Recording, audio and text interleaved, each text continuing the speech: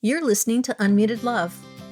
Hi there, I'm Eshelman, and with 35 years as a marriage and family therapist and 25 years as a parent of 2 children I brought home from the foster care system, I want to welcome you here to Unmuted Love Podcast, the one place where nothing is off limits to say out loud about parenting children from difficult beginnings. Stop for a minute, stop and breathe for a minute, long it over your head, try to listen instead, won't you? Think for a minute, who you wanna be for a minute, don't get over your head, you're like everyone else, aren't you? Sometimes it's real sweet around here, and sometimes it ain't so pretty, because this is 100% Unmuted Love. So let's go. You'll be just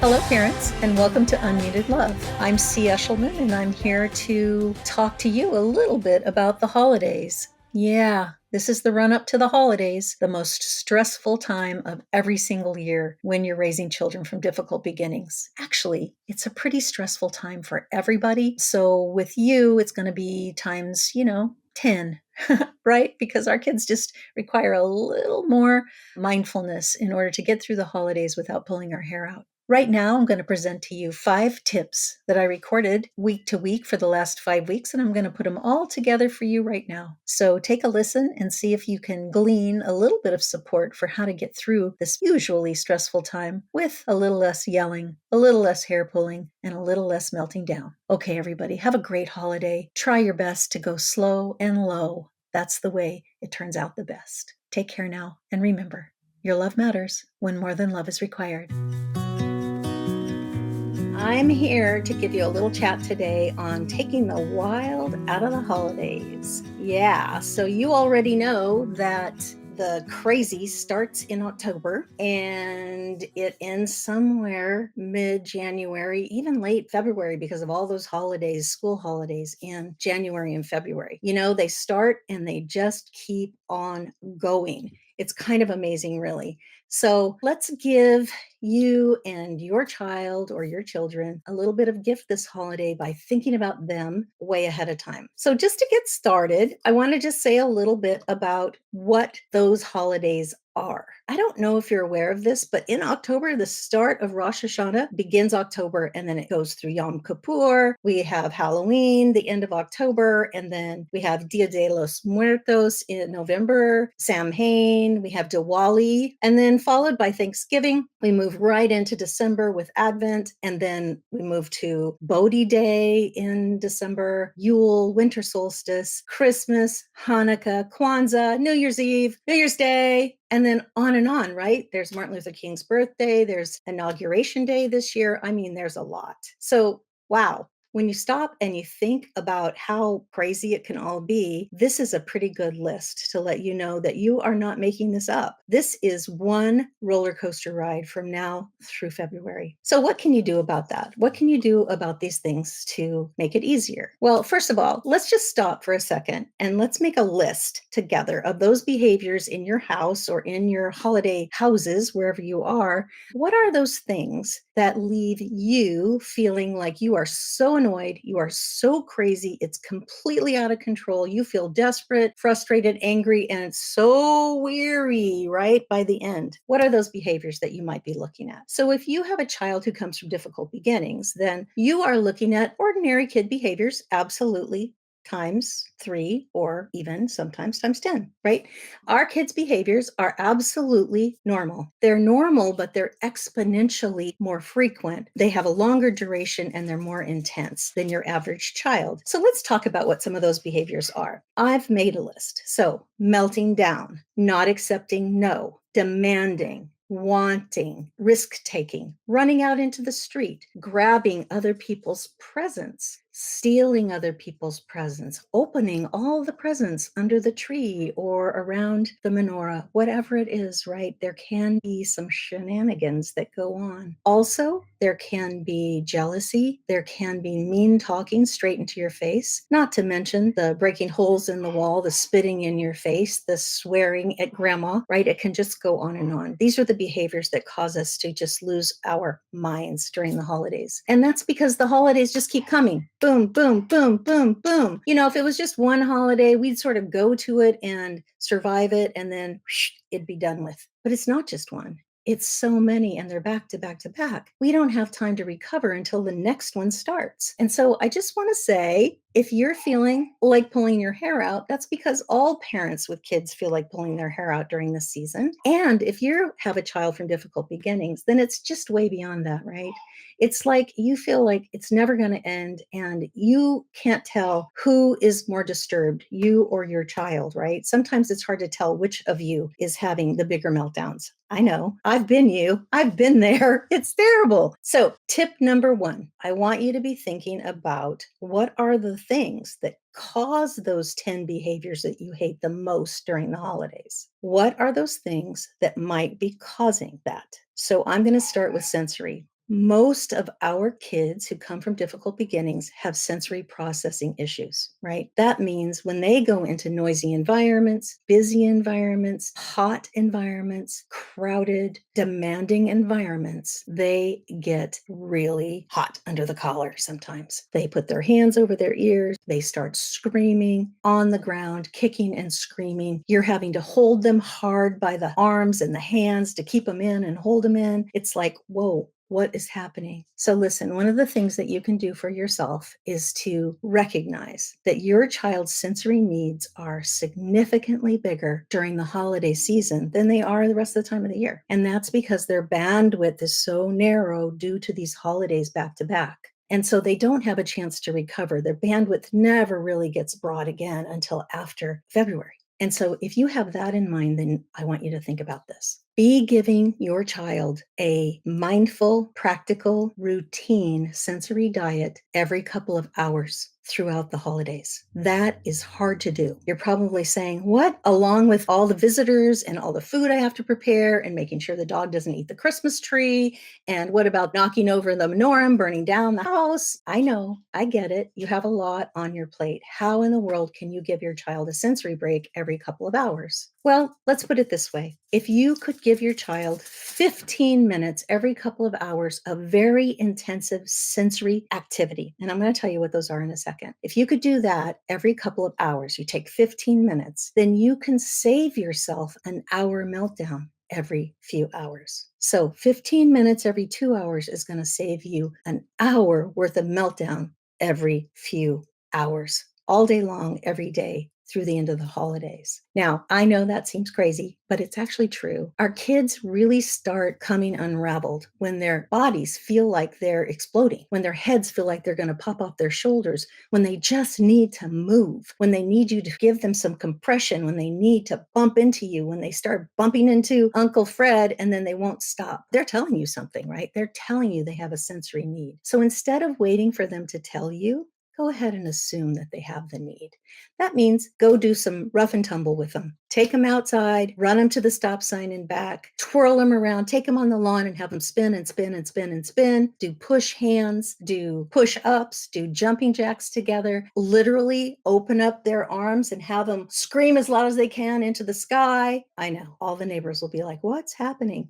It's okay. Kids scream. It's all right. They're outside. They can use their outdoor voices outside. Let them get all of this energy out every couple of hours, and you're going to find that you have a much smoother holiday. And so that's tip number one. So what I really want to do is talk about how we parents are preconditioned to parent our children with something that's called learning theory. There are lots of different learning theories, but the one I want to focus on is the one that actually impacts our thinking the most when it comes to parenting children in general. So let me just tell you a little bit what learning theory tends to do and why it's so important for us to know about it so that we can do it differently for our kids. So learning theory says that brains function in a similar way. It's like we're all the same. Now, that's true. Brains do function in a similar way as long as you're neurotypical, meaning as long as your brain has not been harmed by anything, or as long as you are processing information in the same way that we would call typical. If you are a neurotypical person, then you are like most other people. And that means that you can learn from learning theory. You can come into a group of kids, like 30 kids in a classroom, and the teacher can just sort of teach broadly to the room and teach in a certain way. And for most of the kids in a classroom, they'll get it. There will be a few around the edges that don't get it, but most of them will get it. The ones in the middle will get it. The ones with neurotypical brains will get it. And that's good enough when you're teaching in this massive classroom setting like we all do when we go through school in the United States.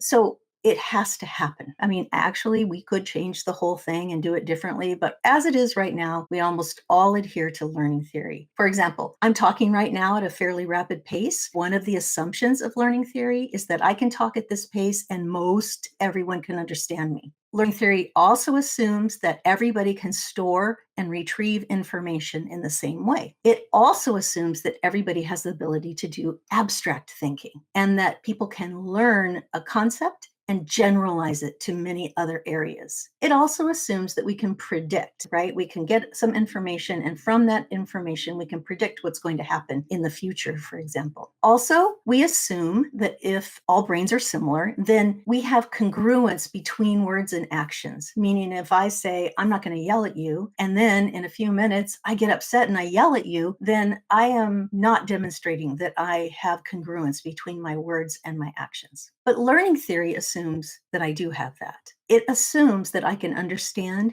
and comprehend similarly to everyone else. It also assumes that I can analyze, synthesize, and apply information across the board. So doesn't that sound right? Doesn't that sound a little bit like how you learned when you went to school? Well, let's say that you are neurodivergent, and that means that when a teacher is using learning theory and assuming your brain is like everyone else's, and they're using this kind of thinking and this kind of delivery system, that you will be able to understand and function in the same way as all the other kids in the room. But guess what? You're neurodivergent. You are not the same as every kid in the room if you've had trauma, if you had substance exposure in utero, if you lost your biological parent to foster care or to adoption, if you were harmed with some kind of child abuse, sexual, physical, emotional child abuse or neglect, or if some other big trauma happened, like a parent dies in the early years, or a sibling dies in the early years, or let's say something big in society happens like the pandemic. These are all things that cause trauma. And once you've had trauma, your brain is different. So not all brains that are different were impacted by trauma, but many brains that were impacted by trauma are also neurodivergent. If you are a person who comes from difficult beginnings, or if you have a child that comes from difficult beginnings, which you might have if you have adopted children, and if you're listening here, it's possible you do, you would be thinking not in learning theory. In order to have a smooth and easy holiday session, you are going to have to think in terms of brains function differently. So you'll have to change yourself when you're talking to your children or managing your children or moving through the holidays. You'll have to change yourself as the parent in order for things to go smoothly with your children who have neurodivergent brains due to trauma or other things. So, for example, if you listen to what I'm saying, you're going to realize that not all children process at the same speed. So you may actually be dealing with a child that has a slower processing speed. Their thinking and hearing may be different. They take in information maybe at a different rate and they put it out at a different rate.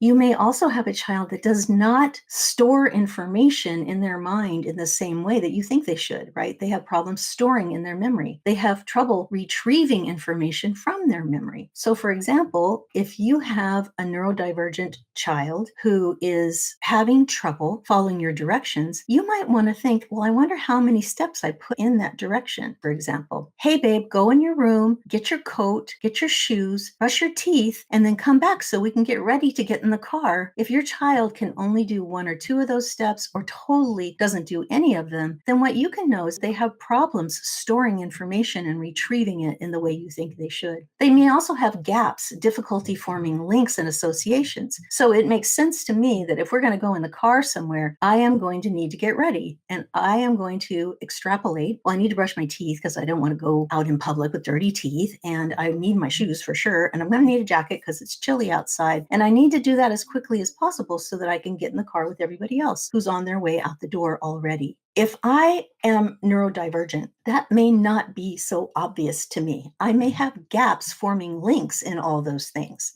Now, I can generalize and I can predict, and I'm able to understand more than 3 steps in a series of things. But children who come from difficult beginnings often don't have that skill. Now, I'm not saying that all children are like this or that all children from difficult beginnings have this. What I'm saying is take a look at your children through a brain first model so that you have a better idea the areas your child may actually be not neurotypical. So, for example, they may have difficulty generalizing. If you say, don't go past the stop sign, and you're pointing to the left, and your child goes out and takes a walk and goes past the stop sign the other direction, then you may get really angry with them. You may be mad at them because they broke the rule when really you pointed to the left. You didn't point to the right. And so in their mind, the stop sign you meant is the one over there on the left. And so they'll come back and say, but you didn't say that one over there. And we parents all think that our kids are setting us up, right? Oh, come on, you're going to be a lawyer when you get older. People say that to kids all the time who have this kind of generalizing difficulty because they're not actually little masterminds. What they are they're neurodivergent. So they actually have a little bit of difference in how they understand things. They often have difficulty with abstraction, right? So they're much more concrete. If you're being abstract in your language and they're concrete in their understanding, then they're not going to understand a lot of what you're saying if you don't get very specific. They may have difficulty seeing next steps or outcomes, predicting what might happen. So if you jump off the first story of that ledge, you're probably going to break your ankle. You probably won't die, but you will break something. That is my ability to look at something and extrapolate the outcome if I jump. But our kids don't necessarily have that because of brain difference. So it's important for us to know that so we're not constantly sort of putting our kids down by saying, oh, come on, you didn't see that if you jumped off that, you would break your leg, your arm, your nose, whatever you break. It's like, no, they didn't see that. They didn't understand that, not because they're stupid, but because their brains function differently. Sometimes the disconnections in the brain cause children to say one thing while doing another, and they're in trouble all the time for that. And a lot of times we get really frustrated with them because we tell them something and they say, I am, but then they're not actually doing it because there's a disconnect between what they're saying and what they're doing. The very last thing I want to talk about in terms of neurodivergence versus typical brains is that neurodivergent brains often grasp pieces of a concept, but not the whole concept, which is why you'll have a kid say, I know you told me, and yet they still are operating as though they didn't hear it. And that's because they only got some of it, not all of it. So I'm really wanting you to think about your child specifically. What are those problem areas that you chronically get into with your child? Maybe it's you that has to accommodate your child's neurodiversity so that you can begin to slow down, or you can begin to only give one step direction, or you can recognize that there's a gap in the links between your child's thinking skill so that you can calm down yourself. You can give yourself a little break, because if you do it that way, your child is going to listen and follow through and function in a way that actually works for them, and it'll work for you too. So that's how you take some of the wild out of the holidays this year, is by taking the brain by the horns, basically, right? I'm going to get this under control by thinking about the brain first and parenting the brain of my child rather than the behavior. One of the things that I think you could do for yourself is to front load, we might call it, your friends and family for the upcoming holidays. So if you're bringing your kids to someone else's house for the holidays, you might send a little email ahead of time with some pointers or with some helpful hints about how they might help you or understand your family or deal with your kids in a way that is supportive of you and is also supportive of themselves. So I'm going to share with you some things that I think you could share with friends and family. You could suggest to people that they do everything they can to resist the urge to say, all kids do that to you, right? They're right. They're also wrong. The difference between the behavior of an attachment challenged, traumatized child is that, they're having difficulty. They're challenged in their attachment. And perhaps the people you're going to visit have children who are attached. And so there's a difference there. Attachment challenges make it difficult to be around your kids sometimes when they are in big crowds and there's lots of food and sugar and busyness, and they get tired and they get asked a lot of questions and a lot of demands are put on them. And so the frequency, the intensity, and the duration of their upset can go on and on during the holidays. And so you can front load friends and family with that understanding so that they are aware that that might happen and that it's ordinary and that it's normal and that they shouldn't get very disturbed by it. You could also ask friends and family to allow you to have some respite while you're there. Like if you're taking a few days off, you could ask some folks who are going to be there to give you a little respite time while you're there. They could offer to take your children to the park for a couple of hours or on some kind of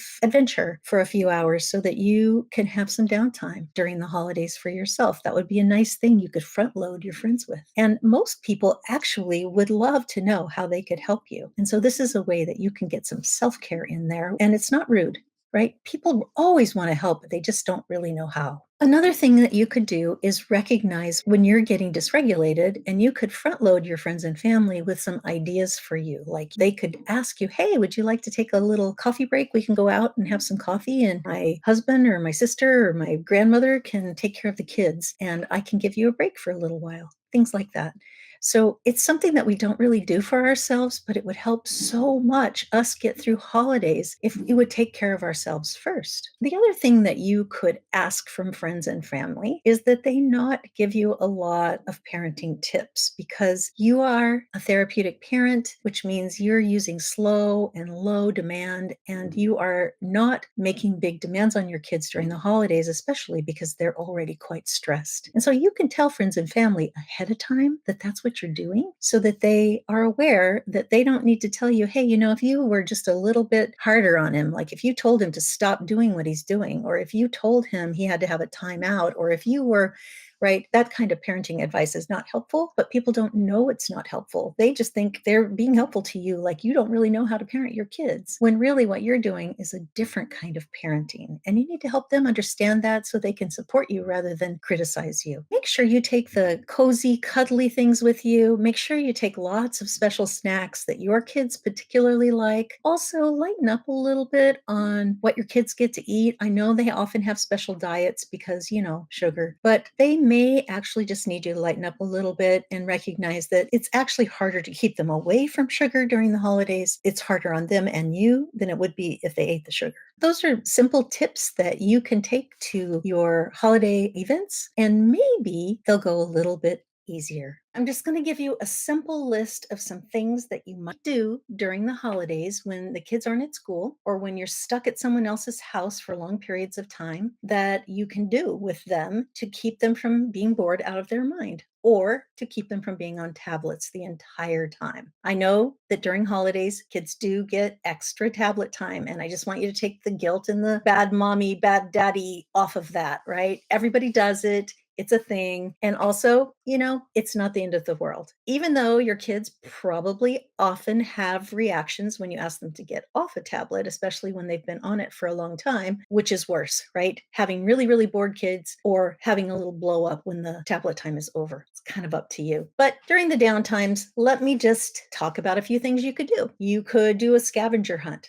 or you could build a fort in the house or outside the house. You could build an activity course on the sidewalk in front of your house. Every couple of steps, do an action all the way down the block. You can make holiday ornaments or some kind of craft. You can record a music video on your phones, or you can make a movie, and you can cut and splice movies into very funny things nowadays. So it could be really a fun activity for the whole family to do. You could do some of the dance challenges in TikTok. Those are fun. You can go on an outing to a new place. If you're visiting relatives, find a new place there that you haven't been before and go ahead, go on an outing there. It doesn't take away from visiting relatives if you just take a little time out to do something different. You can have themed dress up days where everybody in the household has a theme for the day and dresses like it. You could have a pajama day, you could have a Hawaiian shirt day, you could have a crazy hair day, all those things. But you could do that at home and everybody could try it on and it would be a lot of fun. So you can write a letter or draw a picture for someone and mail it to them. Of course, if you're into Santa, you can write letters to Santa Claus. Set up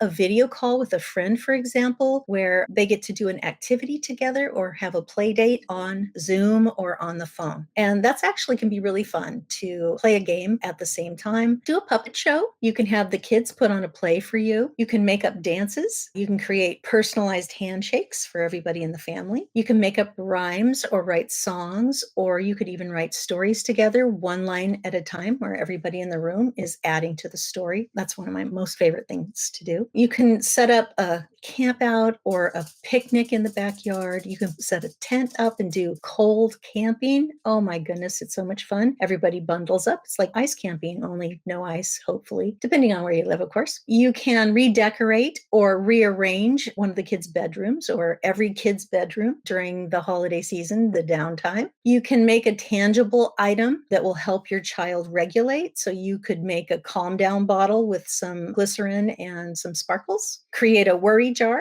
It's a mason jar, and you can just write worry things on a piece of paper and put it in the jar. This is where my worries go. I put them in there and I put the lid on and they're gone. You can do slime, create slime. Kids love slime, as you know. Or you could create a poster vision board of favorite things or things that they want for the holidays. If they want presents for the holidays, if you give presents, that could be a fun thing that they do. They could cut out pictures of things that they would really like and put it on a board, and that could be their vision board for the holiday gift giving. You can actually have them create lists on Amazon of things that they would like to have. And so then friends and family could buy gifts on Amazon to send to them. I think that's a really super easy thing to do, and it takes up a lot of their time shopping. You can just have them make a list of, say, 10 things, and that might take them a while to actually find 10 things that they really, really, really want. Encourage your kids to learn something new, like play an instrument, play the guitar, bongos, any kind of ukulele, maybe. Those things are easy to learn to play and they're fun. If your kids don't know how to cook, teach them to cook. If they don't know how to bake, teach them to bake. If you're making cookies, it's great to have an all-day cookie making party with friends and family to come over. It's really fun to do. You could help them create a favorite snack that they make. You can make up games or sports to play. You can plant something and watch it grow in the windowsill. You can make bracelets and other kinds of jewelry, necklaces, and you can teach your child, let's say, a new foreign language, right? Find 20 words in a different language and then put little signs all over the house, a sign on the door that says the name of the door in that language that you're wanting to teach them, and then put them all over the house, and everybody can be learning 20 new words in a different language, which is always really fun to do. So I want to help you stimulate some creative energy during the holidays, recognizing that the kids are going to be bored. They really are. That's okay. Boredom doesn't kill them. It's true. And yet, how many times can you hear a kid say, I'm bored, I'm bored,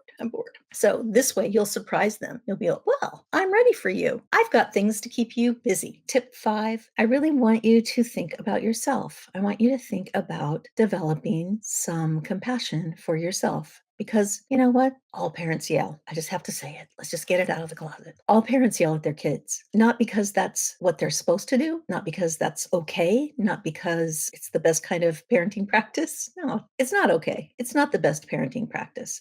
And people are people, and people get overwhelmed and they get upset and they get dysregulated. And when that happens, sometimes they try to control everything. And when anybody tries to control things that aren't in their control, they yell, unless they have had a very, very, very, very long time practicing therapeutic parenting skills, and they know that regulation is the number one thing, and they practice that no matter what. There are some parents who practice that no matter what. There may be a parent out there, a parent or two, who really don't yell. I don't know any myself. I certainly wasn't one. And I understand what it's like to be you, especially during the holidays. During the holidays, we have a lot of unusual situations, right? We have a lot of people in our homes. Often we're going to a lot of different places fast, trying to get this done, trying to get that done, trying to shop, trying to buy groceries, forgetting that we forgot something, forgetting that we're forgetting that we forgot something. And so, we're all like, oh, what? Oh no, I forgot. Yeah, it goes on like that. Like I forgot one year that I said I'd make pies, and then I made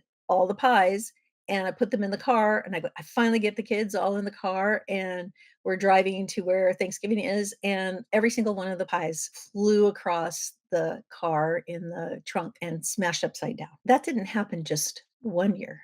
That happened several years in a row. You would think I would learn, and I tried to learn each time, and I did them differently each time, and I packaged them differently, and I tried to carry them in a different way, but I couldn't carry them inside the car because the kids, right? The kids were throwing things and kicking things and sticking their fingers in the pies and things. That just wasn't going to work. And so anyway, that happened over and over. It's kind of the family joke now that, if I'm going to make a pie, we should just turn it upside down to start with. But let me just tell you, I flipped my lid quite a bit around that pie thing over and over. But it wasn't just that. It was things that I couldn't control and I was embarrassed by, I was tired by, I was stretched so thin, and I felt like I needed to be able to control things like children. My children were a lot like the pies in the trunk.